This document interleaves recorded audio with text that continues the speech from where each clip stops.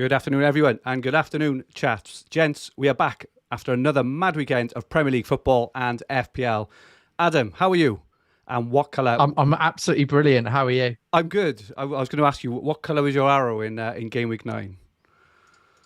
Think it was a green. I haven't. Do you know what? I've stopped checking ranks and all of that, and just focused. So I've had minimal. I haven't spent much time actually looking at my team, but I'm pretty confident I got a green arrow. I had Haaland captain, so that was good, and I had both Maddison and Bowen. Got 101 overall, so yeah, it was a fairly good game week. So yeah, fairly pleased. Lovely big fat green for you, Adam. 686k, slowly climbing up. Very good. Oh, brilliant! Well, I think it proved. Yeah, I think wild carding in game week. Was it game week 8? Yeah, has proved like a good decision, and I think I can give you and Rich some credit for that. I think it was. Do you know what I think made me wild card? You said in the chat very smugly, "I'm going to be so far ahead of you in 2 or 3 game weeks." I thought, do you know what? I can't have that. I've got to. Have that. I think that's what pushed me down the wild card button. So I'll give you some credit for that. There we go. We'll just very quickly look at my week. I had 92 points. Captain Haaland, Solanke. I was watching Soccer Saturday last week, and 3 times they were like, penalty to Bournemouth. And I got incredibly excited, and every time it's either wasn't a penalty, and I think 2 or 1, if not 2, were actually overturned. So yeah, that was really disappointing, because that's all you need, isn't it? That's all you need is like a penalty for like an 8 or 9 pointer. Maddison, obviously, star of the show, only 10% owned on Monday night, which was incredible. Mitrovic disappointing. Leon Bailey, out you go, son. He's and it looks like he's injured as well. But anyway, enough of mine and your mediocre performances, Adam. Let's move on. With Rich on holiday, we have a very, very special guest this week. He is absolutely flying this season with a quite ridiculous overall rank of 578. That's 578, not 578k, 578th overall. The brilliant FPL Raptor. Ross, we are not worthy. Don't be silly. You absolutely are. And I feel like we've got to address the caps. I feel like you can't just go through this stream. What do you mean? I don't know what you mean. Wearing that cap and not addressing that. Oh, you're that. Wearing one as well. Do you know what? I didn't realise, Ross, to be honest. I didn't realise. But yeah. No, it looks great on you, to be fair, Fergie. It looks good. No, mate, I'm 42, mate. I'm 42. I've never had the head for a cap, but I thought black t-shirt, glasses, father and son, older brother, younger brother, whatever people want to say. I thought I had to do it this week. So a few people in the chat said Mitchell brothers, but yeah, we got it, haven't we? Brilliant. Anyway, let's talk about the important stuff. Ross, your season has been absolutely insane. 119 points this week. Look at our midfield: Bowen, Foden, Maddison, Haaland captain. What are you doing right this season, Ross? Yeah, it's been a strange sort of season, because really I've done very little with my team. I think it's worth addressing. A lot of people probably wouldn't address it at a high rank, but you need a lot of luck when you're having a good season. It's not all good decision making. FPL is a large amount of luck involved. Outside of that, I think I've made some good decisions, though. I just think that there's a massive importance with your game week 1 team and your wild card. And I know that sounds like a very obvious thing to say, but if you set your game week 1 team up well, which I was lucky enough to do, you start gaining team value quickly. You don't have to make transfers. So you're always ahead of the curve, because if you want to use your free transfers, you can take risks with them. Your team value goes up. Then when you wildcard, you've got crazy team value. You've not taken any hits that season. If you then have a strong wildcard, the same thing happens. You're getting all of the players ahead of time that others want. Your team value goes up. And I feel like I've been relatively lucky with a lot of my picks this season. But outside of that, I think I've just been super patient. And I think in past seasons, for example, I remember in like game week 3 or 4 or something like that, I made a transfer to Pascal Gross. That was just a normal transfer. But then after that, I had a lot of sort of free transfers at points. So I had like 2 or 3 free transfers like 2 or 3 weeks in a row. And I think in past seasons, when I'm in that sort of position, I think I would have rushed players out of my team and been overly aggressive with my transfers. And I think what I've done this season is just let my team sit for a few weeks at a time. And sometimes you'll bring in a player, as you've done this season, Fergie, they won't immediately score for you, but 2, 3, 4 weeks later, they will. Right. And I think something I've done quite well this season is just been a little bit more patient. That being said, I think there's a massive thing to be said here for the fact that obviously when you're doing well, you can be patient. When you've got the players in that everyone else wants, you don't have to rush. So it's a bit of a correlation. I can't say that having a good season causes me to be patient, or being patient causes a good season. I think you need a bit of both. But I've been in a lucky position where I haven't had many transfers to make. I think you've got my game week history up. I think I've made 5 transfers this season outside my wild card. So wow. I think I just set my game week 1 team up well. And I think I set my wild card up well. And then again, I'm in a position this week. I've got 2 free transfers and nothing to use them on, really. So I think if you can get your sort of permanent team set up well, after that, you're just making the moves that you want to, sort of luxury moves. And I think that's probably that's gone well for me this season. So I found that in other formats as well. And, when you have a good season in FPL, you are, spot on with luck, obviously, right? Because it's such a random game, so many variables, but, at play. But when you can hold transfers back, when things are going well, and you're at a high rate, you don't feel you have to chase. All of a sudden, it's a much easier game to play. But I would also say much more stressful, because you become more scared of ruining your season and making a mistake than actually kind of pushing on, progressing, and making an aggressive move you might have made if you weren't in that spot. Are you finding that at all so far? It doesn't sound like you are so far, but I think the time will come. I think you've hit the nail on the head. Like, it's literally exactly what I said to someone the other day. They said, how does it feel to be at this rank? And I mean, luckily, I'm someone that I actually strive under pressure. I'm pretty terrible when I don't have pressure. I actually like the idea, whether it's in sport or whether it's in academia, like tests, I like the idea of pressure. So I'm not really feeling the pressure particularly, but I agree that it's such an easy game to play when you're at a higher rank, and it's such a difficult game to play when you're at a low rank. When you're at a high rank, you bring in highly owned players, you make the obvious moves every week, you captain the obvious player, and you sort of just try and stick it out. Whereas I know Late Rise was saying this earlier in the week, when you're quite low, you feel like you're pushing and you're trying to take shortcuts on how to get ahead. And I don't need to bother with that, because I'm lucky enough to have had a good start to the season. But I would agree it's more stressful, but it's a lot easier. So it's up to you what you enjoy in FPL. If you have a good start, it's easier to play the game, but you've definitely got that added pressure. And I think, especially as a content creator, all eyes are on you. People want you to slip up. And I know a lot of people will be happy that I'm doing well, but there will be people out there as well that are looking for you to slip up. So there's a lot of eyes on you. But at the end of the day, this is where I want to be. I want to be at the top of the game. I don't want to be low down chasing. So I'm happy with the position.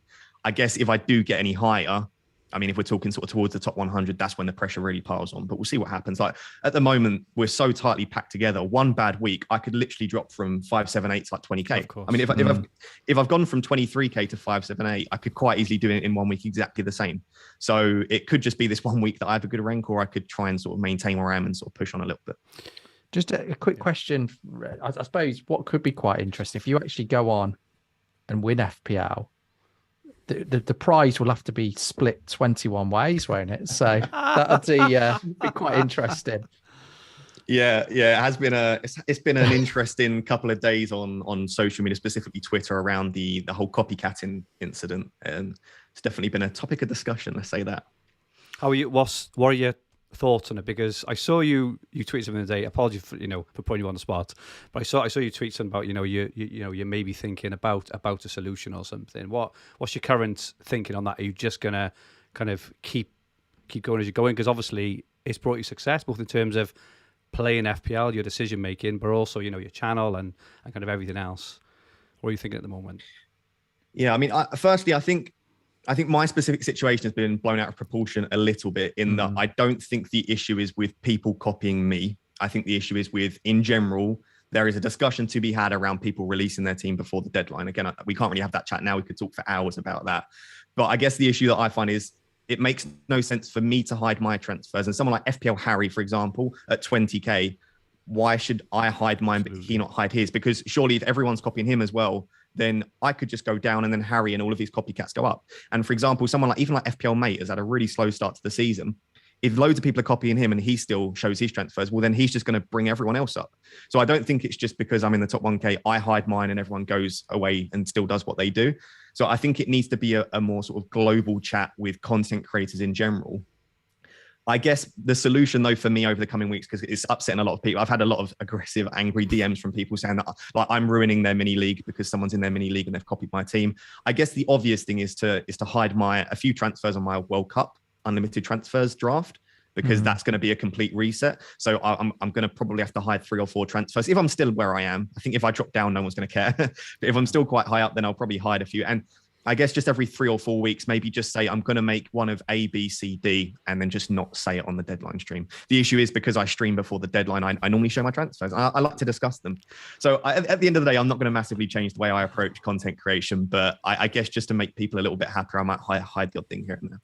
The biggest challenge as well is that when you post your team or when you're talking about your transfers or your captain, they're the sort of things that get the most interaction, the most viewers, and the most engagement. So I sort of sympathize a little bit about how this has really been dragged out of proportion, because this isn't a new issue.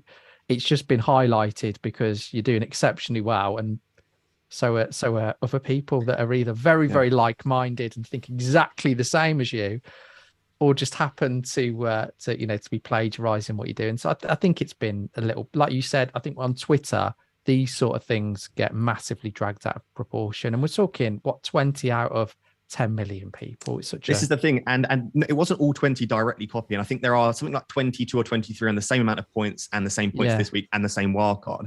But I think directly copying, and I brought in Salisu, and this is the giveaway. If someone's got Salisu in their team outside of me, that's the giveaway. But I think there was only like 12 or 13 like directly copying. And I know that those could be in multiple leagues and it could be ruining people's, but 13 out of 10 million, I think it is blown slightly out of proportion. But I guess when you look across all of content creators, there probably is a conversation to be had around content creators revealing everything before the deadline. But again, I think that's something that we need to discuss in a rational sense, not this week when everyone's feeling emotional and angry, but I think that's a rational discussion to be had maybe at the end of the season. Wow.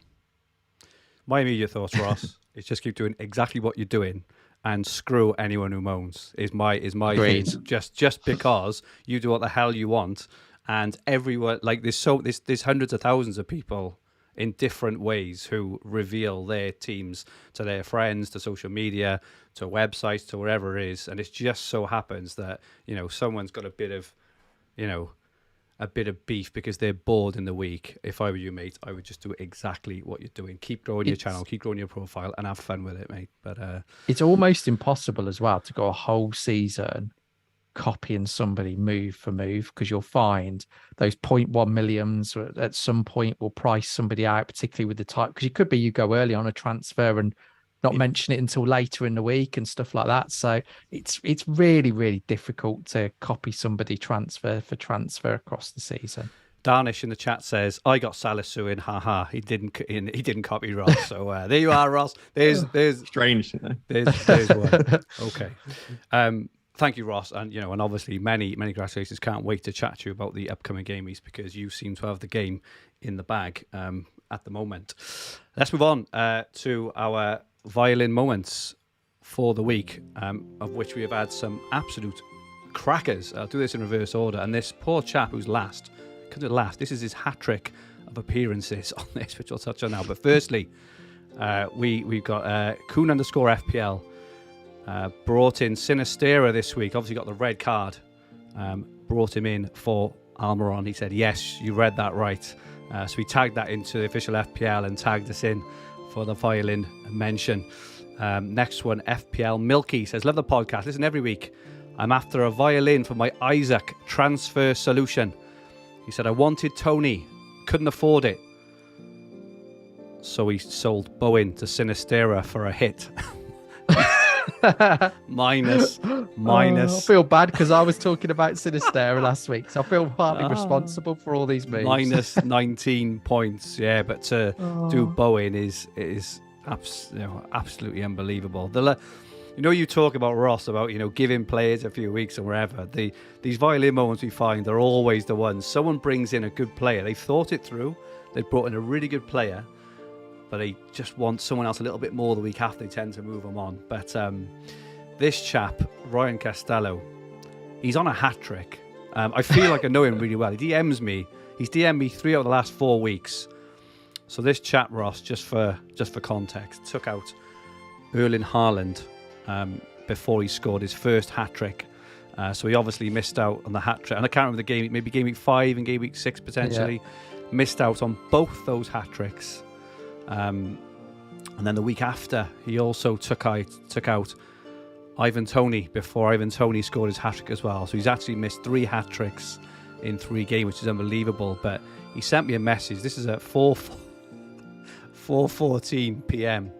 On Saturday afternoon. So this is about 15 minutes into the second half of the 3 o'clock games, and he just said, "May have to retire soon, mate." This week he brought in Zaha and Mitrovic, and to do these moves he took out Gabriel Jesus, got the goal, and Leandro Trossard. He said, I'll let you do the maths, and I will never touch FPL again. Not the one for me. I haven't done the maths, but very, very quickly, that looks to me like about a 30 points. So they are the violin moments for this week. You are all honorary members of the Violin Club. Absolutely unbelievable. Unbelievable, everyone. We will have more next week. Okay, moving on. And we have now got the fixture ticker up showing the next 6 game weeks, game week 10 to game week 15 from fantasyfootballhub.co.uk. Right at the top, Crystal Palace have got a spanking run of fixtures coming up. Home to Leeds, away to Leicester, home to Wolves, away to Everton, home to Southampton. Those next 5 are probably about as good as it gets. Bournemouth in second place. If you're in the Solanke club, then welcome. Home to Leicester, away to Fulham, home to Southampton. 3 very good fixtures coming up there as well. Aston Villa are in there, even though they're not looking too great at the moment. Away to Forest. And then they have Chelsea, Fulham and Brentford. And right down the bottom, Arsenal and City are in there. They are down the bottom primarily, obviously, because they both blank in game week 12, which we're going to touch on next. But Ross, I'd be really interested to hear your thoughts on the teams you're targeting over the next sort of 3 or 4 game weeks. Yeah, it really does depend on I think we're going to discuss this a bit later, but it really does depend on your game week 12 strategy and how you're going to plan on getting around that, because the players that I want and the teams that I want to own those players from probably aren't great over the next couple, and specifically Arsenal and City obviously blank in 12. Yeah. So the issue you've got is, do you maybe sacrifice 12 a little bit and just go ahead and bring in the likes of Foden and these players with obviously not only tricky fixtures at some point over the next 2, but a blank? Or do you focus on the players with immediately good fixtures and then worry about 13 in a few weeks? I mean, me at the moment, my motto this season is do as little with my team as possible. Set up a team that I'm happy with and trust the team. I'm really looking at Crystal Palace. I mean, I've already got a Crystal Palace defender. So I've got Mark Gehi. I think Anderson's fine. Yeah. I think Gaeta in goals fine as well. We discussed this off stream, but Crystal Palace were 5th for expected goals conceded per 90 last season. So they were like a top 6 side from a defensive perspective. So we know they're a good side. I think Vieira's coached them well. So I'd be looking at a defender from Palace. And I know there are a lot of people maybe thinking he's not a great pick, but I would be prioritizing Zaha as well for similar reasons. I think great fixtures and decent enough data on penalties, 90 minutes. So if I were looking for players to bring in, definitely a defender from Palace and then maybe Zaha. Okay, Adam, you wanted to touch on Zaha? Yeah, definitely. I think looking at the fixtures that Palace have got, Zaha is a great pick, but I think I want to add some balance to it because, and I'm looking at bringing him in this week.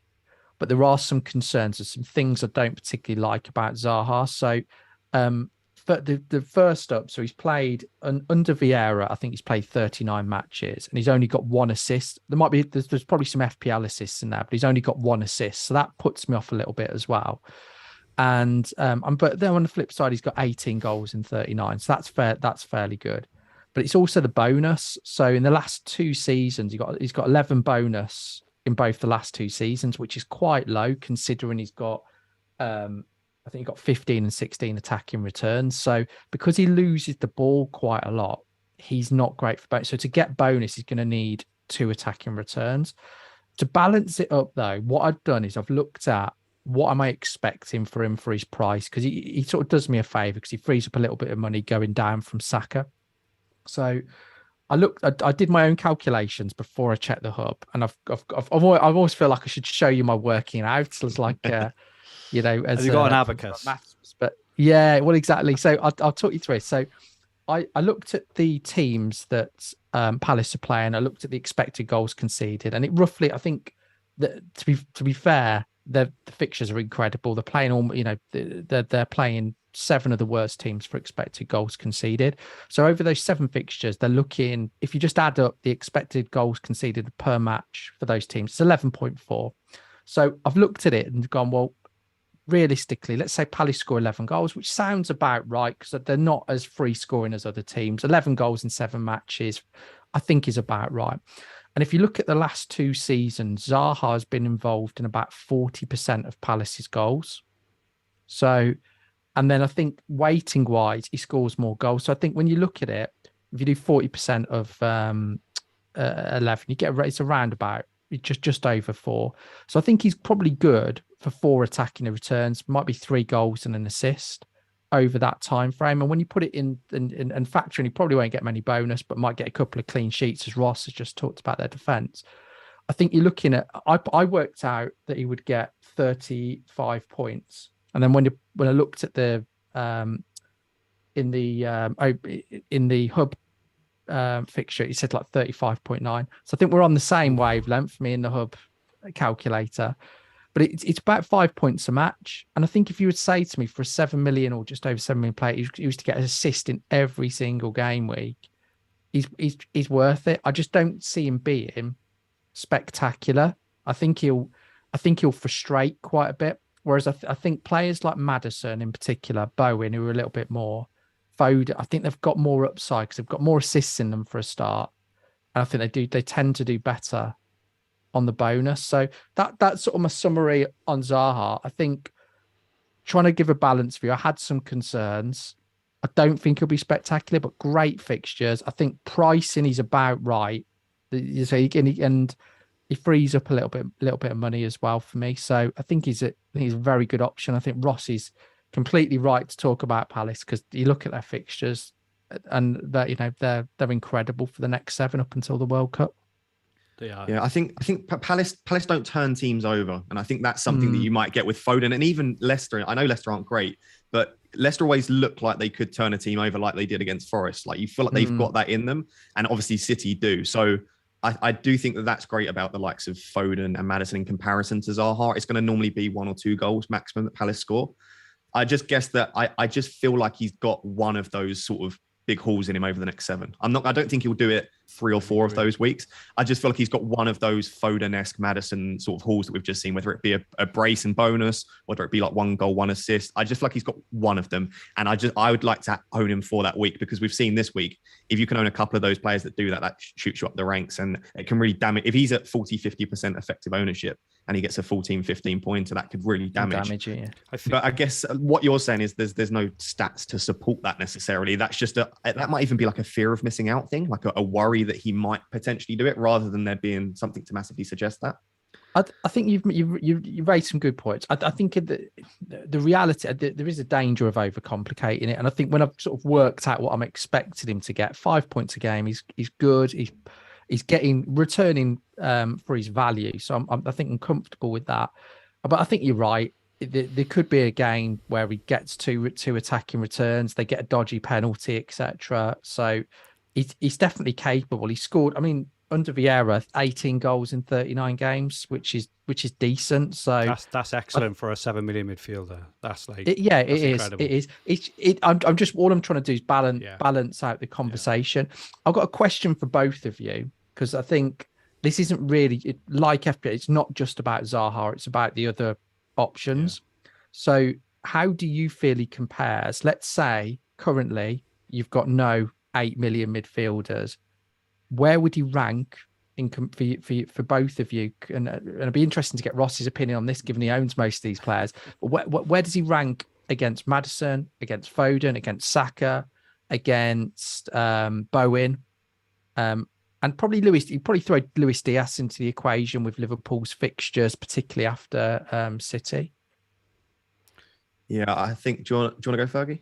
I was just going to say, I think off the top of my head, I would put him 3rd or 4th. I still think that Maddison and Foden, obviously game week 12 aside, as Ross said, are potentially more explosive. But I still think Zaha is probably a better bet than Bowen at the moment, even though I do have to eat a bit of humble pie after giving him with roasting last week. I'm jealous of Bowen. I'm jealous of you too this week because I think that this week Bowen could have a bit of a party. The only thing is, last week was the first week he had returned that and he didn't have a game in Europe in the previous week, so he is playing this evening. He's starting, which I do think has been proven to affect their performances.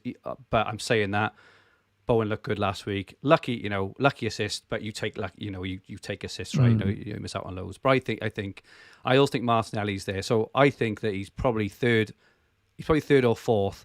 But I think this fixture run, I do think I'm a big fan of good players playing themselves into form, and I think what you want to do is miss out on a 10 or 11 pointer against Leeds, then bring me the week after because now he's coming into form. I think that you need to, if you're really hot on a player, which I am on Zaha, you need to get in there early, get the point, like we did on Maddison this week, right? So Maddison had nothing really to kind of show going into this game week, but we all know what kind of player he is, and it paid off this week. And now Maddison will be brought in en masse this week. If we can do the same with Zaha, that's how I feel.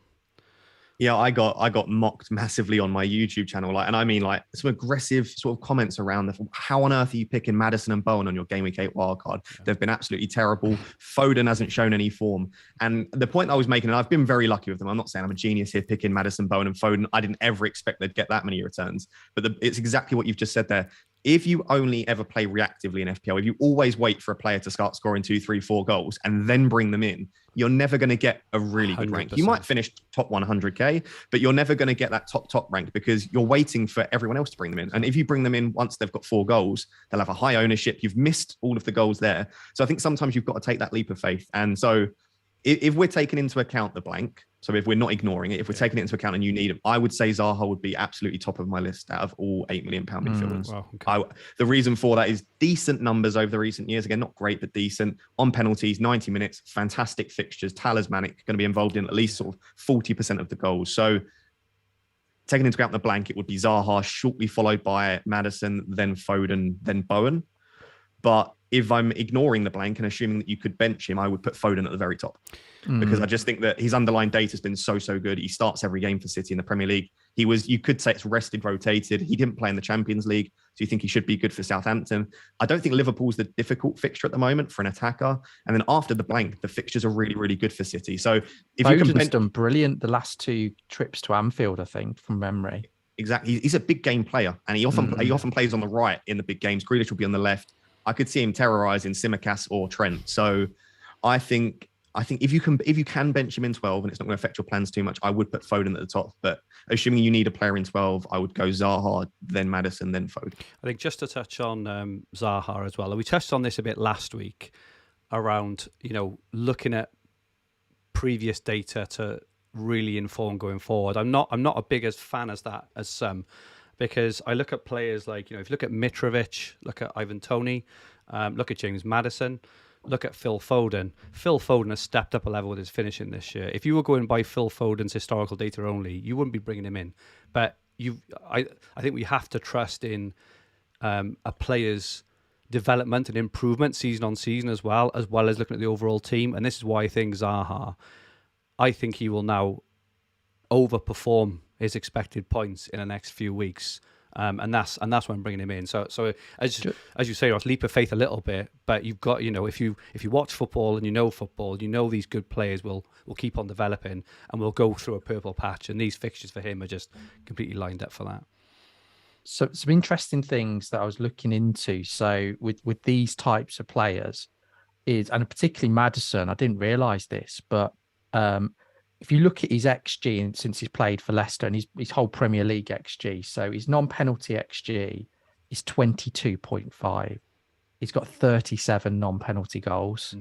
So the mathematicians will say the overperformance, so I think it's like maybe 60, but it's ridiculous. It's absolutely ridiculous. It's better than Son's. That's how good it is. Yeah. And you factor in as well, he's very good at creating chances. So he does quite well on bonus. So I think Maddison, for me, his form last 10 matches, he's got 8 goals, 5 assists. Last 10, it's unbelievable. So I think whilst Leicester haven't been great, Maddison has still been doing okay. And I think that's, and the other thing to mention as well, when you're looking at XG for these type of players, I think a lot of people I think it's relevant for forwards in general, but there's a lot of these types of players where their XG will be a lot, will be down. So really, like if you look at Maddison, effectively he needs 0.6 of an XG to get a goal, so he doesn't need high XG stats. So if Maddison's getting like 0.4 XG again, that's brilliant. It means probably going to get 2 goals every 3 games. Yeah. That's the level he's at. His level of shooting is just ridiculous. It's decent with both feet actually. So I think for me, Maddison, I would probably rank top at the moment. I just think he's factoring in the blank, definitely over the next 4, because I think his avenue to points and consistency this year has been brilliant. We're just looking at the predicted points now from game weeks 10 to 15. We do need to factor in, obviously, that both Man City and Arsenal play in game week 12 when we're looking at these. But top is Salah, he's predicted to score 40 points over the next 6 game weeks. Obviously, after the Man City game, Salah's fixtures turn, especially those games against Forest and Leeds. They are absolutely stunning. I'm sure we'll see a kind of en masse switch back to Salah at that point. Haaland second, even though he does miss an entire match, 38 points. Son and Kane both on 36, Trent on 33, De Bruyne 33, Luis Diaz 31. Zaha is up there, 30.7 the next 6 game weeks. He's ahead of Sterling, he's ahead of Reece James on 30. Wilson back in on 29, Foden 28 with his blank. Mount. Dominic Solanke is in there with 26. You'll be pleased to see there. Adam. Maddison is in there at 26 as well as a couple of United mids. Ross, in terms of we touched on this last week, but in terms of looking at the blank and looking at the premiums in particular, I suppose we also seen a bit of chat this week about maybe taking out Cancelo in game week 12 and then going on to like a Foden, De Bruyne, Haaland, like a triplet from game week 13 or 14 onwards. What's your thinking around the premiums and your kind of management of game week 12 so far? So I'll start with game week 12. My thinking around game week 12 is sacrifice game week 12 to have a better team now and post. Game week 12 is one game week. Now, it's scary to go into a game week knowing your team's not good. But if you don't worry too much about 12, you have a strong 10 and 11 and your team set up for 13 after, I would argue that's better than worrying too much about 12. So at the moment, I own Cancelo, Foden, Martinelli and Haaland. So 4 players. Yeah. I think I'm probably going to keep all of them. I just don't think I want to sell Cancelo. I mean, you've got Trent as an option if you want to. You can downgrade. The issue is if you downgrade, how do you get back if you use the funds? Martinelli and Foden, I think, are the best options at their price, as we've just discussed. And I'm not going to sell Haaland. So I don't want to sell any of them. And I think we're just so scared of saying I'm going to go into a game week with 10 players that we're willing to sell anyone. And I just think the idea to me of selling the likes of Martinelli, Foden, Cancelo and Haaland for someone else just to get a player in 12 when you don't even know that player will do well. And then the thing is, you're probably going to want them back. So you've got to use a transfer to take them out, a transfer to bring them back in, and you're banking on a player that from a team that's probably not at a top team with inconsistent data. It just feels to me that I feel like we don't want to worry too much. But then at the same time, I don't think you want to go in with 6 players missing, 3 City, 3 Arsenal. I don't think you want to go in playing like Andreas De Silva, Patterson injured. Like, I don't think you want to go in with a mess of a team, but I think if you can field 10 decent players, bench 3 and have 1 maybe in your starting 11, I think that's fine, to be honest. Who would your who would your captain be, Ross? Interestingly, in game week 12, if you're holding on to all the premiums. Yeah, this is the issue I face. So at the moment, my second premium is Kane. The thing is with Kane, I think it's Newcastle and Bournemouth post game week 12. So if I don't see a lot from Salah over the next 2, and Kane continues to deliver, I might just keep Kane. The issue is I'm not sure that I feel completely comfortable captaining Kane against Manchester United. So the problem then falls, and I don't really like doing this, is you captain someone very unreliable. And for me, it's not a price thing. I know people talk about, do we captain premiums because they're priced that way? I would argue they're priced that way because they're so consistent. The issue is with anyone below a certain price is they're not very consistent. And I, to be honest, I quite like the fact we just captain Haaland every week. It's one less decision for me to make. So I do worry about that. And Salah is arguably, I was going to say arguably, Salah is the best captaincy option in 12 for me, regardless of how he does over the next 2. Yeah. Salah is probably the best option. So I've got the option of removing Kane and going for Salah in 2 moves, or I just keep Kane and then I can bring in Diaz, captain him. I could captain Trossard if I bring Trossard in. I could go for the likes of Zaha or Maddison. Yeah. I just don't think there's a great other captaincy outside of Salah. So I don't know at the moment is the truth, but Salah, if I owned him, would definitely be my captaincy. There's a lot of options there in there, just kind of having a look through, as you say, and they're all at home as well. With Zaha home to Wolves, Trossard home to Forest. I mean, that could be a real Madison at home to Leeds. Madison home to Leeds. Is a good even one Mitrovic home to Villa. You know, if Mitrovic is fit, there's a lot of options. No, I wouldn't say that, would you? No. Tyrone Mings will. It's the sort of game that Mings will love against Mitrovic. So I don't actually think that's a good fixture at all, personally.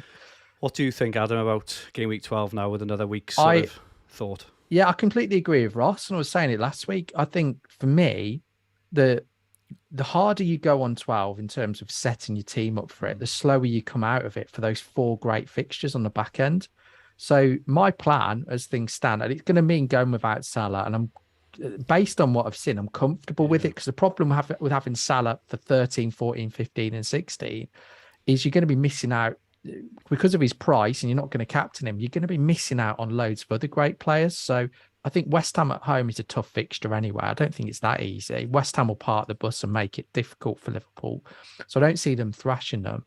So my plan is to go into 12 and hopefully save 2 free transfers in game week 12 for game week 13 to set up for 13, 14, 15 and 16. If it means I miss out on 1 player in 12, I'm fine with that, because I'd rather... and as things stand, I'll probably sell Saka for Zaha this week, but then I'll keep Martinelli, Cancelo, and Haaland, and then I can get maybe Saliba or even Jesus and Foden in game week 13. I'm also considering. This depends on Kane and how good Kane looks. I'm also considering going to 1 premium from game week 13 and just go in, but because I think there's a real sweet spot in the 7 to 8 million category across all positions. There's a real sweet spot there, and I don't think, and you could maybe argue De Bruyne or Kane have done it, but I don't think anybody is really standing out enough from the crowd. And you're going to captain Haaland every week. There's no way you're not going to captain Haaland for those 4 fixtures 13 to 16. So I can see the benefit of spreading your funds. So for example, what that'd allow me to do is have Gabriel Jesus up front, probably get Trent in, and have another 8 million midfielder as well, like Diaz or Foden. So I think that's where I can see myself going at the moment. Obviously, if Kane's doing brilliant, it will be quite hard to sell him before Newcastle and Bournemouth. So, but I think at the moment it's about just get to 12, save a transfer in 12, and then come out of 12 strong. Because when I look at 12, I don't see it being a high scoring game week. I don't think it'd be a massive one. Whereas partly because the two best attacking teams are not playing. Yeah, I can't bring myself to sell Arsenal and City. Again, if you have 6, you have to, but I can't bring myself to sell them when I think they'll do pretty decently over the next 2, and they're perfectly in place for 13 and beyond. And you're almost setting up, if you do what Adam's just said there, and you can carry 3 or 4 through 12, carry 2 free transfers and get 2 more in, you've basically got yourself a game week 13 wildcard. And I just think that is more important to me to attack those 4 weeks after 12 than to attack 12. And again, that's not to say put out a terrible team in 12, try and do everything you can, but I wouldn't be selling these excellent assets, especially when you've got money tied up in a lot of them, like Martinelli. You might have money tied up in a Foden or a Haaland, so I just wouldn't do it. Yeah, I was tempted to keep Saka as well, but I think when I've looked at the numbers, and I think if I was picking 3 Arsenal now, it'd be Jesus. I'd go for, and I'd probably go for. I think defensively they've looked all right. I like Saliba. I think he offers good value. So yeah, and I prefer Foden. There's other players that I prefer. So I think for that reason, and I think Liverpool will be tighter the weekend. I think they found something that worked last night. So I think they'll make it more difficult for Arsenal. Yeah, I think Saka's numbers are really low at the moment as well. I think he's got a 0.44 expected goal involvement. So yeah, he might still be on penalties, and he's shown decent data in the past, but his data this season's been relatively poor. And he's had 2 price drops, so you've not got money tied up in him. So you're not going to lose money. If in a couple of weeks you want him back, you just buy him back. It's not a big issue. Exactly. He's not a great finisher either. So when I was talking about Maddison not really worried about his XG, only needs to get 0.6 for a goal. Saka's the opposite. I mean, I think he's got 16 goals and his XG's 18.8 or something along those lines. So he really needs to get over 1 XG to get a goal. So yeah, I think I'm comfortable selling him. I think the only thing about the double premium, so I completely agree with you on game week 12. I think there are enough different options, on-form options, playing at home against teams who are poor defensively to not be scared of going without Salah. I think that if people jump on Salah home to West Ham, so West Ham's defensive stats have dramatically improved recently. I think they got the 3rd best defensive stats in the last 4 weeks or something like that. So I don't personally think that that's a game to fear either from a Liverpool attack or West Ham defence, especially the way that kind of Salah has looked. I think those who will jump on Salah, I think at the moment will just be looking at historical data, and by historical, I mean like last calendar year up until the African nations, because I believe he scored, I think it's 8 in 32 since that now, which is 1 in 4. I mean, if that was anyone else in the league, especially a premium, you wouldn't be looking at him, right? So I do think that. However, I do think there is an argument for then cornering yourself going into game weeks 13 and 14 when Liverpool got, have Forest in 13, which at the moment anyone can score a hatful. Things may change, right, week on week. Liverpool may improve, Forest may tighten up, Forest may have a new manager then and just stick 5 at the back and just play for 0-0 draws, so it may change. But I do think those Forest and Leeds games, would you be happy kind of going with someone like Luis Diaz ahead of Salah in those games if you're definitely going to captain Haaland? Yeah, it's an interesting one because they've switched to that 4-4-2 just in the Champions League. And I'll be interested to see how that goes, because I think it probably makes Diaz more nailed, because I don't think Jota on the left mid position is great. I think left wing, left forward. Maybe Carvalho can play out there though. So I want to see how that goes. But if they stick in a 4-4-2, I actually want one of sort of Darwin, Firmino and Jota. Yeah. And I don't hope anyone gets injured ever, but I hope they switch. I hope they stay in a 4-4-2, and I hope one of those 3 isn't playing. Because if so, you've then got pretty much Diaz will probably be now most games, and then you've probably got Darwin and Jota or whoever's fit. They'll probably start a lot, and I would be interested then in Kane down to Darwin or Jota. That's a big upside play. So I don't mind Diaz. I just feel like Diaz is okay. That's the vibe I get from him. He'll get you points, he'll get you decent data, but he's not going to ever get you like the likes of a Foden. I feel like he was like Foden from last year, because I think Foden was very much looked at. He looked the part, but just never really got the points. And I feel that Diaz is in that part of his kind of development now, whereas Foden has kind of exploded. Like it's all come to head within this year. Obviously, playing with Haaland is obviously helping, but I think that Diaz is flattered to see from an FPL points view, but on the eye and what he does for the team, he's absolutely superb. I think one thing you could do, Ross, I think you've got a similar setup to me, is if you do Kane down to Darwin, or Kane is then do Mitrovic to Jesus, which I think that could be a good way of using funds, because I think if they stick with this formation, it's not really Salah I'm too worried. Darwin would be the one if he's playing, because I mean, I think he had like 4. He had 6 shots, didn't he, versus Rangers? Unlucky not to score. He'll score at some point, and I think, I think Liverpool will have other options. It is also as well, if they're playing 4 attackers, you'd think the goals will be spread out even more than I don't see Salah dominating them, so which is another reason I'm not too worried about missing out on him. No, I don't think so. I just think whoever plays through the middle for Liverpool is going to get chances. And I think if they play 2 through the middle, all of a sudden you've got even less. I think Salah's going to be wider, deeper. Yeah. So I want whoever plays through the middle. And I think the thing is with going for Darwin and Jesus, I'm actually looking at the fixtures aren't perfect, but Aubameyang does look pretty decent under Potter from what we've seen so far. He could be a decent option. I mean, Vardy, if he starts to string together some starts, and then worst case, you just drop all the way down to a cheaper one. So I do like the idea, especially as we've got the unlimited transfers, of Kane down and going for a 1 premium. If it all goes terribly, you've either got to get through 4 weeks or you can make the change back, but you probably just struggle through those 4, and you hope that the mid-price ones you brought in do well, I guess. But there's the big thing with doing that strategy there's less risk because you know everyone's captaining Haaland. So it's not a case of you're going to be going into a game week where you're betting against the captain. So I think it's only going to be game week 12. So I think that's a good approach.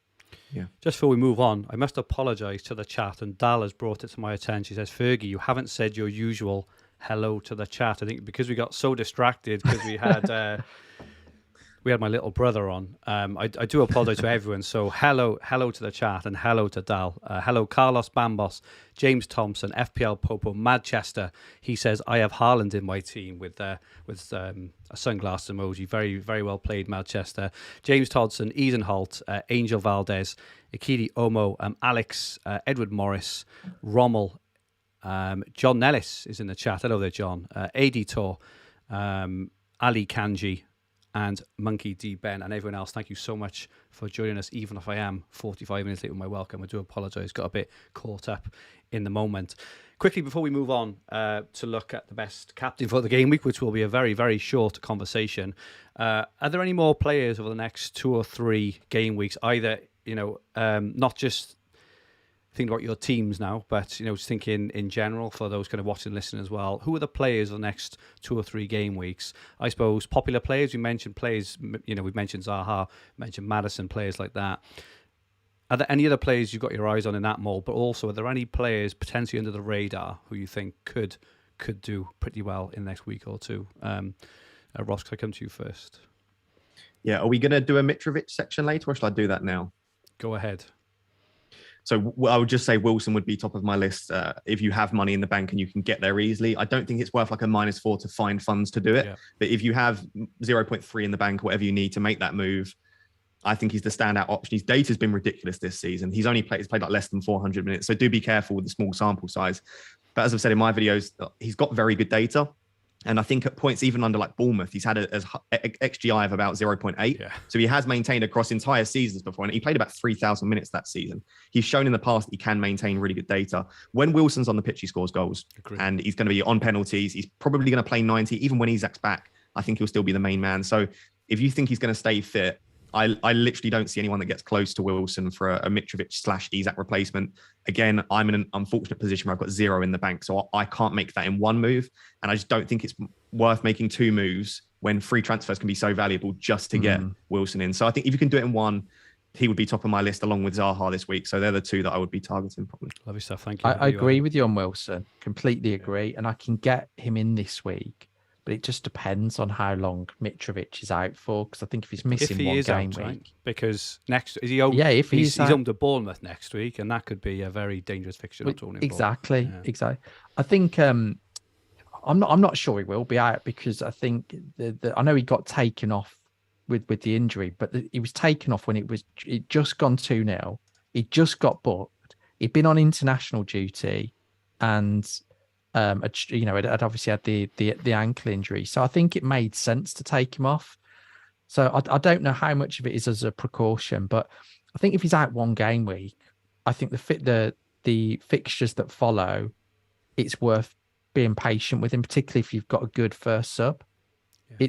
Where it'll get interesting is if they say it's 3 or 4 weeks. I think that's probably when you're going to have to consider selling him. And I agree with Ross. I think at the moment, definitely up till game week 12, I think Wilson's the best option.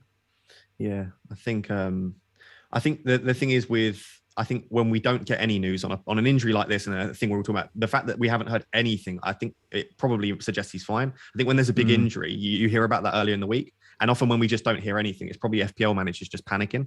So I think, we'll get the news tomorrow from Marco Silva, but I think Mitrovic is likely to be either out short term or fine for this week. And I agree, if he's confirmed out for 1 week/2, I will probably hold on to him and I'll just play one of my bench players this week.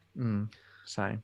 Yeah, it's a tough one because if I know we'll get in the presser like, he's doing okay. He may or may not be fit, but touch and go. That'll be it, won't it? He's on the grass or whatever the the grass. Yeah, they love the he's grass. Training on grass. But I got Andreas my first sub, so I'm very tempted to take a hit if he is not for him out. I would say it's because I was a bit unfortunate. I lost my wild card. I went for Isak and Luca Dean, who fortunately both returned in game week 8, but also got injured, so I was left with like a completely bare bench. So I haven't got anyone to come in. So I may have to take a hit. I like Gahey. You've kind of got him already, as I know, and he's got a really nice game in game week 12 against Wolves as well. And they, we've mentioned already their fixture really good. His attacking threat is really good as well. I think he's scored a few goals in the last year as well, haven't he? But okay, let's do it. What about Ben Chilwell? I think he could be a decent option because we've talked about Chelsea's fixtures.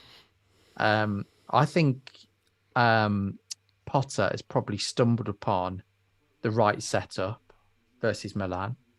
So I think he could, and I think who did he play? He played Loftus-Cheek and Kovacic in centre midfield. Yeah. It seemed to work okay. The only thing is, obviously, Fofana's injury. I've seen 2 Chelsea fans say that they think they might go back to a back 4. You reckon? Okay, that's true. With maybe like Thiago Silva and Koulibaly as the back 2, and then what they've essentially said, and it was only a couple of Chelsea fans. Yeah. If they switch to a back 4, they think that Cucurella is the slightly better left back, whereas Chilwell's the better left wing back. But then equally, we could see Cucurella at left centre back. They stay with a back 5, and that makes Chilwell virtually nailed. So they could put Azpilicueta in, couldn't they? There's a few options for them. Yeah, but I think if we find out Chilwell's nailed, maybe not this week, he's just a great option. I think he's as good as James. I think the data he puts up is great. He's one of those players when he's fit, he's like. He's hide behind the couch when you don't own him, don't he? He's always at the back post. He always seems to be a yard from the back post, just diving it across from. Well, he's learned from Marcus Alonso, hasn't he? Exactly that. Good stuff. Let's do a really, really quick section on the best captain for the game week. Looking at the Fantasy Football Hub points predictions, unsurprisingly, Erling Haaland is top, predicted to score 10.6 points, which I don't think I've ever seen one that high for one game week. That is an incredibly high prediction for one game week. We're saying that we think he's going to get a minimum of 2 returns, which I don't think I've ever seen, even in Salah's heyday. De Bruyne 8.8, Foden 7.3, Cancelo 6.4, Reece James 5.9, Zaha, we've mentioned him, 5.9, Sterling 5.8, and then Bernardo, Salah, Gundogan, Bruno and Rashford. Obviously they have, I think it's Everton this weekend. Bowen's in there as well, as is Wilson, who you've mentioned, Thiago Silva, Son, Kane, Mount, and then Sancho. According to Odds Checker, our partner gives us the odds. Haaland is 4-11 on to score at any time, which again is absolutely crazy. Aubameyang is second, interestingly, 11-8 for Chelsea this week, and then Foden and Jesus are both 7-4. And then looking at the polls on fantasyfootballhub.co.uk, unsurprisingly, Erling Haaland takes 93% of the vote, with Salah taking just a couple of votes, Cancelo and Aubameyang. Adam, really easy one for you this week. But who would you be captaining in game week 10? I think it's got to the point where it's just an absolute no-brainer just to permanently captain Haaland. I don't see any argument against it at the moment. I mean, he's putting up superhuman numbers. It's just doing double what everyone else is doing in terms of chances, expected chances. He's got the best, creativity in De Bruyne, the most creative player in the league. I think Grealish has stepped up a level as well. He's looking really good. Foden, I just find it really difficult to back against him. I think we should probably be talking about who we vice captain or. I suppose the question is more than I suppose, but we've touched on it already about the second premium, because Haaland is, he's going to be. If he's fit, you captain him every week because he's just so dominant at the moment. I suppose that kind of swings round on it. I've got De Bruyne, and I am wondering whether, I wouldn't say I probably would do a direct switch to Foden, maybe a kind of indirect switch through game week 12 back onto Foden 13, maybe, because they're going to score very similarly, I think, De Bruyne and Foden. Interestingly, we have got Foden's minutes on the Hub Predictor as just 78 minutes, which is actually right across the season in terms of his average minutes, and he's still right up there with just 78 minutes. As he plays 90, he'll be right up there again. So, Ross, any word on the captaincy? Yeah, no, I think that was my main issue with having De Bruyne this season. I mean, he's been incredibly good, but my issue was I'm not going to captain De Bruyne when I own Haaland because they play for the same team. Yeah. So that's why if I go for a second premium, it would have been Kane and Salah, because if for some reason City do struggle or Haaland doesn't look great, then I feel like I still wouldn't want to go for De Bruyne. I'd want to go for a different team. But I think captaincy this week, the only one that I would even vaguely consider, and I wouldn't actually consider, but just for the topic, is probably Cancelo, just because I think at right back, Cancelo's a different animal, and Walker's obviously had surgery now. Looks like he might even be out of the World Cup. So Cancelo's basically locked in at right back now, and when he plays right back, he's just ridiculous. And I think he looks so much better there. He looks more attacking. I think there could be only a couple of goals in this game. I hesitate to say that, but City have struggled against Southampton in the past. Are you a Southampton fan, Ross? I own Salisu, that's why, and I'm just hoping. No, I just think that this. I don't think this is necessarily a game where there's going to be tons of goals from what we've seen. But again, they are different under Haaland. I think you could make a very literally as it says on the vote, a 1% argument to go for Cancelo. I don't think it makes any sense to go for De Bruyne or Foden. I think if you're going for a City attacker, you go for the best City attacker. You could make an argument that you think there'll only be a couple of goals, and if that is the case, maybe you go Cancelo. But I just think you've got to go for Erling Haaland. Yep. I completely agree. This week, Fergie is a punt for game week 10. Bit unfortunate. Again, I think with Mopai, he was kind of thereabouts, and Watkins the week before thereabouts. I do fancy Watkins to do well this week against Forest. We had 4 shots against Leeds. 4 shots on target, actually, against Leeds last game week. I can't trust Villa. Don't blame you. And he's not my punt. My punt this week, if I can just give you a couple of clues, guys. So he's playing a team in the top 4 for worst defensive stats over the last 4 games. They also concede 62% of their chances down the middle, which is the second highest in the Premier League in the same period. They have the worst non-pen XG over the last 4 and indeed over the whole season. Now, this player's stats aren't great, but there is a reason for that in that he's only started 1 game. And the game he started, which was last week, he did score in. Any ideas, chaps? Oh, tough one. Let me have a think. Look at the fixtures now. Oh, you've had your time. You've had your time. I'm sorry. It is Gianluca Scamacca for West Ham, who incidentally isn't starting this evening. Antonio is starting. So I think that probably, for me, nails him on to start on the weekend at home to Fulham, who defensively have been pretty horrific. I did take out last week's stats against Newcastle because I thought that would kind of skew the stats a little bit due to the red card and Mitrovic off, but they're still pretty horrendous at the back, and I really like him. So I fancy Scamacca to return this week, and the humble pie with Bowen goes on, Adam, because obviously I do fancy West Ham to score a couple. The only thing which holds me back, as I've mentioned, is they haven't played well while they've been playing in Europe. So with that in mind, that's my only reservation. I'm holding on to that for going Zaha over Bowen because I could afford Bowen, but I am going for Zaha, I think, for this week. Let's have a look at our teams then, going into game week 10. Ross, you mentioned your team is looking good and you're struggling to wait spending transfers. Could you just run through your team for our podcast listeners and then tell us your thoughts? Yes, so I have Pope in goal, and I've got James, Trippier, and Cancelo in defence. My midfield 4 is Martinelli, Maddison, Foden, and Bowen. And my front 3 is Mitrovic, Haaland, captain, Kane, vice-captain. On the bench, I've got Everson, who continues to not start, even though he should. I've got Mark Gehi as my first sub against Leeds at home. So again, if Mitrovic doesn't play, I have the option for him to come in. I've got Andreas, second sub, and then the best centre-back in the Premier League, Salisu. Why did you go for Salisu? Just out of interest. To be honest, it was a bit of fun. I like having fun with FPL and I like making silly picks. I'm not necessarily the most optimal player in the world with all of my picks, but no, the real reason was, again, a bit of fun picking a random player that you can cheer on that no one else owns.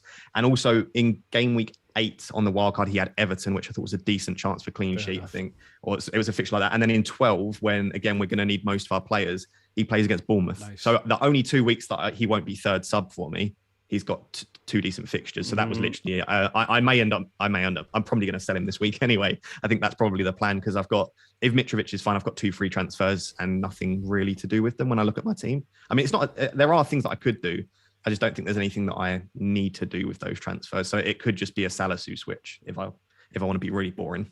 Who's on your short list to swap Salisu to? I'd love a Brighton defender because I think they've obviously got a great fixture in 12, but I can't quite do that. So I've only got 4.4 million because I have nothing in the bank. So realistically, it's probably Justin or Mings are the two that I'm probably looking at most. I think Justin's a nice pick. He's in Adam's team as well. He's not a bad pick at all. The issue is with Justin, I'd want to play him this week, and I don't know if that's a good idea, but I guess I could put him first sub. But I think that's probably the idea. If Mitrovic is out, it's probably just going to be a Salisu switch. The other option I've got is I could downgrade Pope to like a Pickford or a Gaeta to give me a bit of money in the bank to play with in the future. Because I don't think they're bad fixtures for Newcastle, and they're still a fantastic defense. But I don't think I necessarily need the double up from now on. When I look at the fixtures, I think up until the World Cup, I think 2 or 3 clean sheets maximum for me when I look at the fixtures. So I could jump off Pope, I think I'd go for Pickford if you look at the fixtures as an entirety. And that would give me a bit of money. I do really want Zaha. The issue is I can't do it for Martinelli. I'm definitely not taking out Maddison and Foden at the moment. Absolutely. Bowen's the only one I'd be slightly tempted by. But am I confident enough that Zaha outscores Bowen? Not really. So I think I'm going to have to go without Zaha for now. And so Mitrovic being out would be the only thing that would make me make it like a serious transfer for my starting 11, I guess. How long would he have to be out for you to make that decision? 2 weeks or more. It'd have to be out of the Bournemouth fixture. If he's back for Villa, obviously that's a decent fixture. But like you've said, I don't think that's a great fixture for him. So if he's out of West Ham and Bournemouth, for me, I'd probably move him on and I'd bring him back in a bit later. I'd have a bit of money tied up, but I think that's fine. And I don't need you to worry about Zaha because I think that Bowen and Foden, and Maddison, they're all kind of lowish owned enough that they will all cover you against Zaha plus anyone else. So I don't think you have to worry about that. And I actually think looking at this week in particular, Bowen against Fulham, you've got to expect him to do well. At least as well as Zaha. Same for Foden against Southampton, who was obviously rested last night. I wouldn't worry this week, but as you say, you could put yourself in a really nice spot to bring him in future game weeks, couldn't you? It's looking good for you, Ross. Yeah, I think the team last week actually looked pretty shocking on paper, but this week actually looks better. So knowing FPL, it means this will be a terrible week. It is, yeah. Because that's the way it happens with FPL. 6, 7, 8 playing at home as well.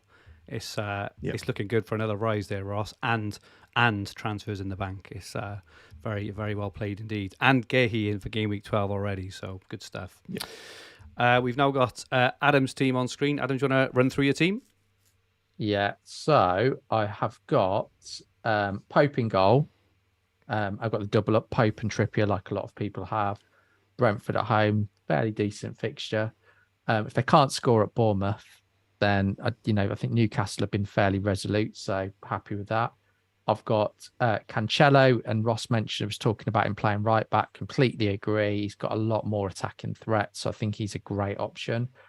Reece James looked sharp last night, and he's got Wolves, so they can't buy a goal. But who knows? Maybe Costa will go back and haunt his old club. And then at the moment, I'm starting because I'm assuming I'm assuming that Mitrovic is out, so I'm preparing myself for the worst. I'm starting James Justin against Bournemouth. Don't love it, but Bournemouth they're averaging per match 0.5 xg.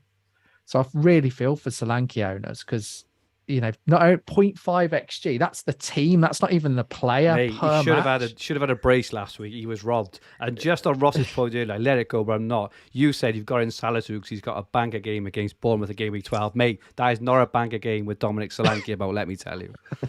Half an xg a game. They're just so 6 shots a match. Because they're not giving any penalties. That's why. If they had a penalty, he'd had a 13-pointer last week at the anyway.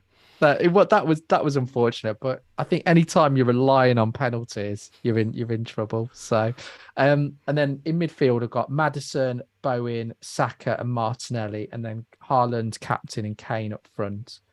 I think my transfer at the moment is going to be Saka to Zaha, and I think like Ross, unless Mitrovic is out of that Bournemouth game, I'd just keep him. I think if he is, I've got the funds then to do Mitrovic to Wilson, which I think that'd be tough to resist. Is that on top of the Saka to Zaha move or instead of? No, I can only do it if I do the the Saka funds, to Zaha, but I want to keep Mitrovic. I just hope he is fit for the Bournemouth game.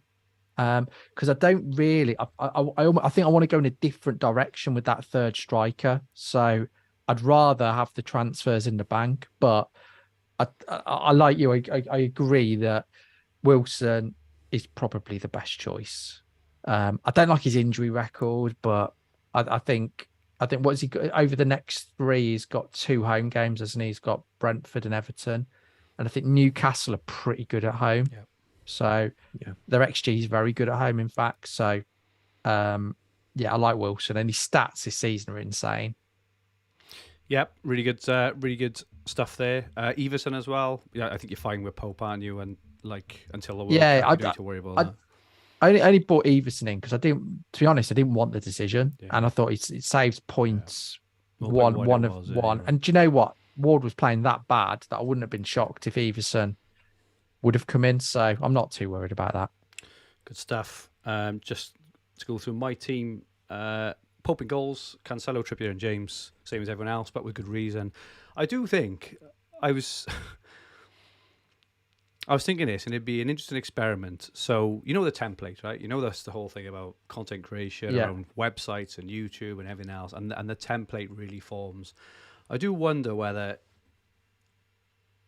I'm not talking about the copying now at all. I'm talking about just education and experience of FPL managers becoming better managers, like looking at which FPL players are the best options.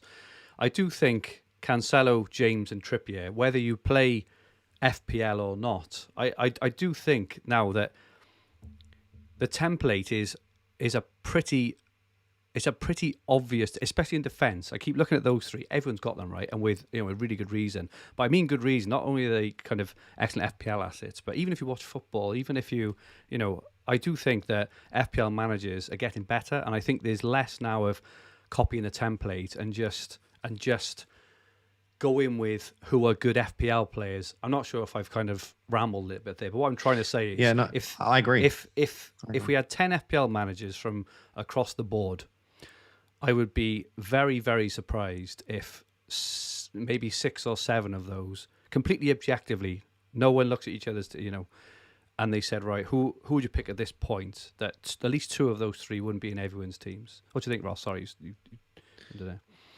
Yeah, so I don't think content creators and obviously they're being copied and stuff. That's a different discussion. I think what we've done with FPL Twitter and content creation, YouTube, podcasts is, like you say, people are more educated on the game now. Exactly. And what over the seasons, they're more and more knowledgeable, and then they pass on that knowledge to their friends. They have more and more competitive mini leagues. And I think then the nature of this game is over the years, it's going to get more and more competitive, not necessarily copying, just people are better. Like if someone watches my video and I say, this is what XG is, this is how you should use it, go sign up to Hub, then they might tell someone else. And it sort of spreads like that. And the more managers you get, the more people that will come in that know football. And I just think we'll get to a stage, like in the US, there's 250 million people play US fantasy football, like the American football game. If we get to a stage where we've got 100 million people playing this, it's going to be almost impossible to get into the top 100k because there's going to be so many good managers. So yeah, I agree. I think people are just more educated now, and I don't necessarily think it's because they watch a certain content creator. Like I've got friends in my mini leagues that don't watch YouTube content, and they've got Cancelo, James, and Pope. Right? I think that's just the nature of the game. I agree. Sorry, Adam. I think one of the biggest challenges is managing yourself. There's a really good book called The Mind Game. I don't know if anyone's heard of it. There's a little plug for you there, Ross. But I think it's one of the big challenges is as more and more content and more information comes out, I think it's processing that information overload, dealing with bad game weeks, dealing with bad situations. So I think the information's improved and everyone's got that. The skill of managing your emotions, managing your mind is the big thing. And it's the thing that I've changed probably since the end of last season. And I've got something that works for me now where I was quite an emotional manager. So, I mean, the biggest example of that, remember when I wildcarded in game week 5 last year? Mate, I dream about it every night. Yeah. But it was like, I did 15 just for Ross's benefit. I think it was game week 5. Leeds had Newcastle away. And I just wanted 2 leads. I really fancied them for that fixture. And it started well with Rafinha and Bamford, one of them scoring and assisting. but I basically wildcarded in 15 minutes, last minute decision. It was just erratic. And I feel that I've now got a process where I'm a lot more calmer. I'm not checking live score or any of the, so on a Saturday, unless I'm going to Villa, I deliberately remove myself from football. So I don't watch any of it. I just watch Match of the Day in the evening. And it's made such a big difference because my mind isn't constantly over analyzing it. And I know I can almost put myself in that position where I know that I can't control anything. So I'll just enjoy a day away from it, and whatever will be, will be. And it's definitely improved my decision making, and I'm a lot more calmer with it. I think that's probably the journey that a lot of managers will go on over the next, as they get introduced to the game, they'll get sucked in, information overload. And how do you deal with that? I think as well. You go, Ross. I was just going to say that there may or may not be a video with a certain psychology expert and John Nellis tomorrow on the Hub channel, really? talking through exactly this topic. So keep an eye out. Brilliant. That's because I think as well, and I noticed this more in other fantasy games. I mean, in the Sky game, Ross, I don't know if you've ever played it, but if you don't, you should. You can't see each other's team, and I think that's a big thing with FPL. You can't see each other's team in Sky. What I was going to say is, I think FPL is now reaching a point as well. Obviously we've got, we've gone over 10.5 million managers now, right, and stuff. But even the players who are having bad ranks are not having bad ranks because they're choosing the wrong players. If we just look at the example earlier in the violin moments, right? Chap had Haaland, he had Ivan Toney, he had Leandro Trossard. We all know which players to pick. I think it's getting to a point now, which is why you're having a fantastic season. And to Adam's point earlier, is around how you manage yourself around those good players. We all know who to pick, right? Every manager, engaged or even not engaged, even my son knows who to pick. Where he struggles because of his lack of engagement with it is obviously looking at the optimal time to bring them in, and like he may bring in Zaha next week, just just as an example, or. And I think that is become more prevalent now than I've ever seen. And you've seen that with the ownership. Like Jesus' ownership pre-game week 1 was like, what was it, 65%? I mean, out of how many million managers? I mean, that is crazy. Look at Haaland's now, 82.9% of managers, or wherever it is, own Haaland. And don't get me wrong, it's reasonably obvious. But those 19 other, those 19% of the managers are probably dead teams now, right? I think we all know who to bring in. Now, I think the skill is actually managing your team to optimize your score each week while massaging these players in and out of your team. I think we've gone even from the days of, like, we're talking about Zaha this week. Probably everyone listening to this and watching this is saying, well, that's obvious because they know how to play the game, and they know that Zaha's a good pick. So I was just looking at my real template defense in. It just kind of dawned on me that it's so template, but I'm not ashamed to say it's template. For me, it's the most optimal defense, if that makes sense. Yeah, I think we use the word template as like a dirty word. Yeah. It's really not. It's template for a reason. Exactly. But just on this topic, it's just the one thing that I took. So Joshua Ball that won FPL a few years ago, there was just one quote that he said, and it sticks with me. And it's changed the way I play FPL for the better. He just said he stopped focusing on new shiny toys, and he always focused on the dead wood in his team. And that's why he thinks he won FPL. So for me, I've stopped getting carried away by like, I want Zaha this week. Because in past seasons, I guarantee I would have taken a -4, made 2 or 3 transfers to get to shoehorn Zaha in for Andreas or something like that.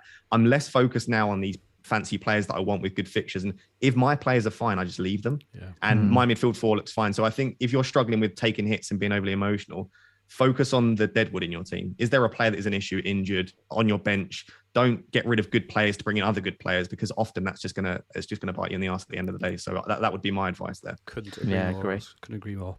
I got midfield then of Maddison, De Bruyne, Martinelli. So I did have Leon Bailey. So I well carded him in game week 8 ahead of his fixtures against Southampton, and who did they play this week? I can't play Leeds. But he hasn't looked good. 60-odd minutes. Looks like he might be injured as well. So I did save the money back to do Bailey to Zaha. So that's what I'm going to do this week. So I have midfield of Maddison, Zaha, De Bruyne, and Martinelli, which I'm really pleased with. Got a front 3 of Haaland, Mitrovic, and Solanke.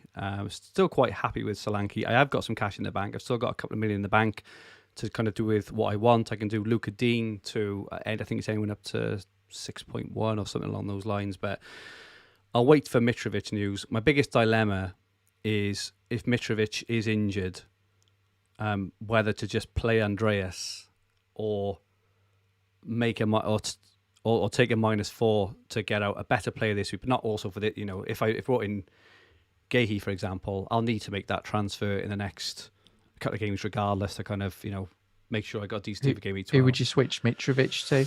Oh, I'd leave him in, sorry. I do Luka Dean to Oh, Gahey, okay. Got you. and put Mitrovic on the bench, and I would leave Mitrovic. But I do agree with Wilson. I think that Wilson is a fabulous pick, but as you say, Solanke home to Leicester, I still quite fancy that.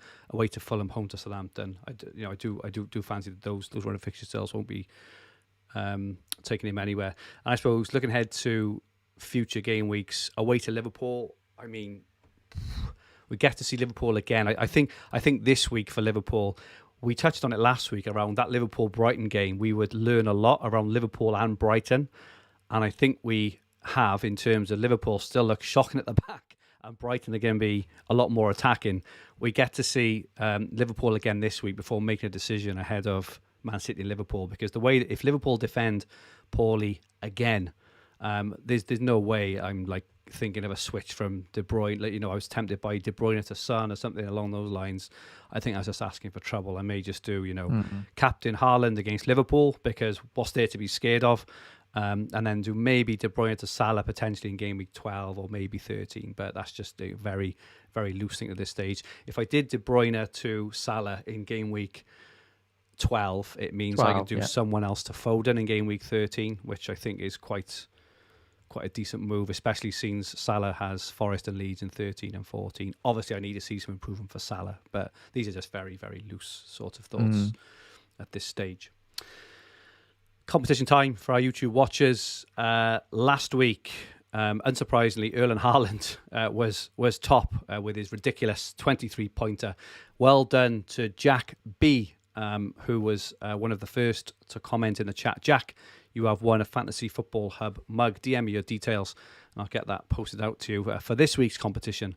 And for a chance to win one of our fantastic Fantasy Football Hub mugs, you need to like this video. Please press the like button. Make sure you are subscribed, and then comment on who will be the top point scorer in game week 10. Ross is the guest. Let's come to you first. You obviously can't go for Erling Haaland. We like to try and go for someone a bit left field with this. Just saying, Adam, we all returned last week. So Rich went for Maddison, I went for Daka, and you went for someone, and he returned as well. So we're on a roll, Ross. Please don't ruin it. No, I think I went Solanke. So you did. I was trying to jinx him, wasn't I? So you were really unlucky. I was really unlucky. Should have had 2 pens, shouldn't I? So Ross, who do you think this week? Who's going to be the top scorer in game week 10?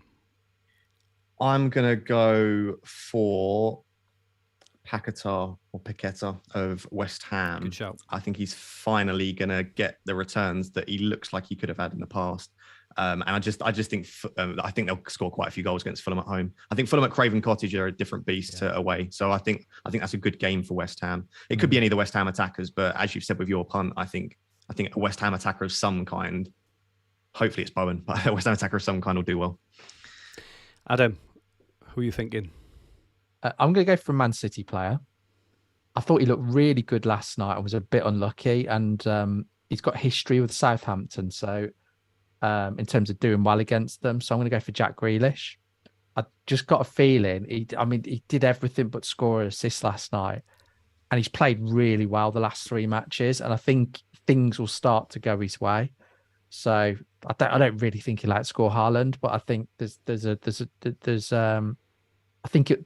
are going to start to go his way, and it could be a goal and assist this weekend. I love it. Marvin says Almiron. Who would have thought, Adam, all those game weeks ago when we first mentioned Almiron, and you cussed and spat on the floor and chucked your tea and whatever else you did. He's only returned in 2 matches this season. Let's not get carried away. Well, Notorious Nerd has gone for Ings. I was going to say a Villa player. I do like I'm not sure, but I've got to stick with my Scamacca pick. Obviously, I think this game week he's gonna do well. It's a good shout. I'm trying to nick him on draft. I think he can do all right. We've had some shouts for Sterling, Cancelo, Reece James, KDB, Callum Wilson, Chilwell, Bowen, Haaland, Vardy, Alvarez, James Thompson. If Alvarez starts, he could certainly do some damage. I can't see him starting, but you never know. And that is it for us for this week. Thank you so much to everyone who joined in the chat, those who are going to watch it back, and for those listening on the podcast version, your support as usual is very, very much appreciated.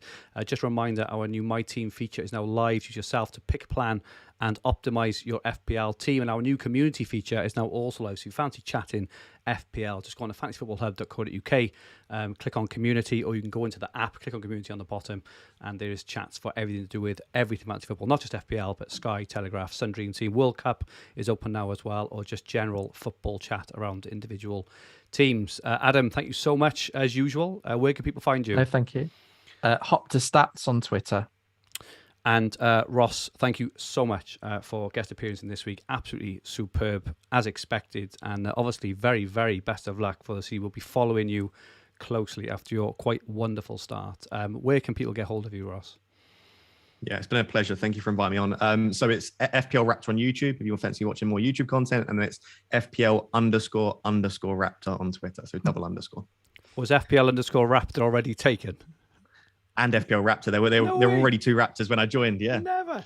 There we go. Can I just ask about Raptor? Why Raptor? I'm a Toronto Raptors fan, so it's come from over the lockdown. I was watching a lot of NBA, and I just picked FPL Raptor. I thought it was a cool name. It is. It is a cool name, mate. And when you're back and when you've won FPL, we hope you will join us at the end of the season. Make sure, if you haven't subscribed yet, subscribe to Ross's channel, FPL Raptor. It is one of the very best out there. So this podcast and video will be on the Fantasy Football Hub YouTube channel, with the podcast versions available on all major podcast platforms. Don't forget, Ross's video with John all around FPL psychology will also be live tomorrow as well. So don't miss that. If you like what you watched, please press the like button. Remember to subscribe if you haven't already. And if you enjoyed your listen, please rate the podcast. Leave us some comments. It would be much appreciated. We'll be back at the usual time of 5:30 p.m. next Thursday, previewing game week 11 and 12. Rich will be back next week, fresh from holiday. We wish you a great game week 10, and may all your arrows be green. Goodbye for now.